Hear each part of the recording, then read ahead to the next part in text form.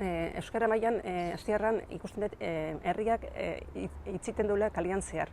Baina nabaritu dut nola parkeetan umiak airia erderaz egiten. Aitzake bezala ikusten dut mugikorra daramatela gainean. Baina nire ustez ez dela bakarrik mugikorra dena erderaz saltzen delako. Baizik etxeko eredu ere ze jasotzen ari garen edo eskaintzen.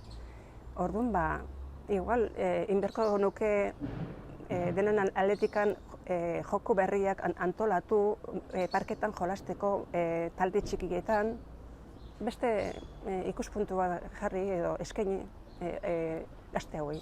Umeek, dena ikaste dute ere bai ez, eta gu erderaz ikusita, haiek ere erderaz ikusi, eta batez jolasetan, parkeko jolasetan erderaz, bata besteai pilota bat eskatzeko, edozein gauzetara erderara jo, antzerkik egitea ez, antzerkik gehienak erderaz, horrek pixkat harritu ziten euskeran ingurun, eta bai, uste badaula ere bai hor lanketa bat, o behintzat hausnarketa bat denon artetik iteko, eta gustatuko litzaiak egitea.